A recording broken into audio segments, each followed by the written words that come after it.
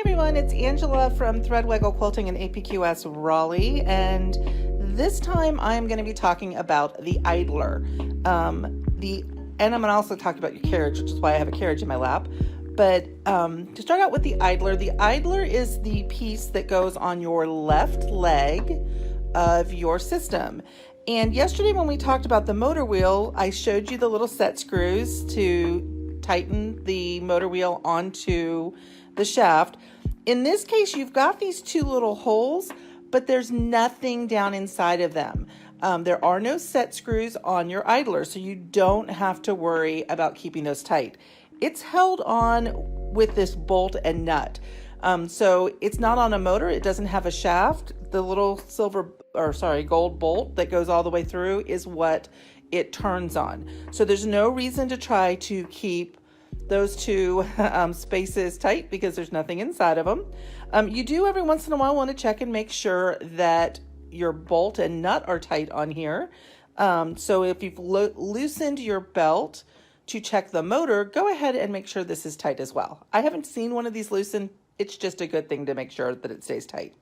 So the way the idler works is that you're going to pull on this little handle right here away from your leg, and it's going to make your bolts be able to tighten on tighter onto, get the belt tighter. Okay, so we're going to actually put a machine together in a little while, and we're going to show you that, and we're going to show you how to get good belt tension on that white belt that runs on your rails. Your rails are your x-axis. So if anybody ever says we need to check the x-axis, we're talking about that white belt.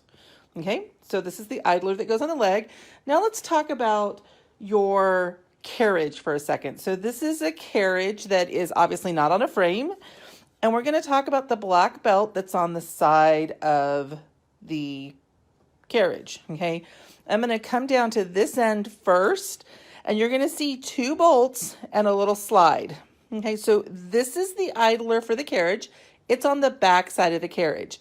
Like the idler wheel on your rail, right? This does not have set screws. So it is held on by this bolt right here, and it's another thing that you want to check occasionally and make sure it's tight. So like I said, this wheel doesn't have set screws. You don't have to check them. Okay, if I needed to check the other end, I'm going to slide this all the way down and look at this one for a second. Okay, so this wheel should look a little more like yesterday's. It's going to have the two flat sides on it, and it's also going to have set screws. So I'm going to flip this over so that we can kind of see. You would normally check your set screws from the front, right? Because this is going to be sitting, there's going to be a rail over this. So you would turn your little screw until you can see your set screws. This one came off of my Millie 30 at the showroom. So I'm going to go ahead and use my Allen wrench, and Matt's going to tell me the size. I think it's a 5/32, but he's going to check real quick for me. Your Allen wrench may be a different size than mine. We've had different size belts over the years, but you're going to notice I'm tightening from where it would be on the front. So this one's nice and tight. So let's check the second one because I'm going to put this on my frame. I want to make sure they're both tight. And look, that one actually moved. So every once in a while, you want to make sure that you tighten it down and that they're nice and tight on there. And there it went. And it makes sense that this bolt is the one that moved because when I turn this direction, it's the one on the flat side. So it's actually taking most of the torque when this motor works. It is, and he said it is a 3/32 inch Allen wrench. And like I said, your Allen wrench may change in size. We've had, I know, 3 different size set screws. So you just want to make sure you use the teeny one that works. Okay. So I'm going to slide back here for a second. If I needed to loosen this belt, I would be using some form of ratchet. This is a bit that goes on a ratchet driver, right? And it is a 7/16 inch size. I would just put my ratchet on and loosen it, lefty-loosey. Both of those, this would slide back and forth, right? And then I can actually take my wheel on this end completely off like I did yesterday, once there's no tension on the belt. Important thing to notice if you do that. I'm going to turn it this way and see if I can lean back a little bit. See how far this sticks out on here? I would take a Sharpie or something and mark it so that I knew about where it needs to go. It is really important that you keep this black belt level all the way down.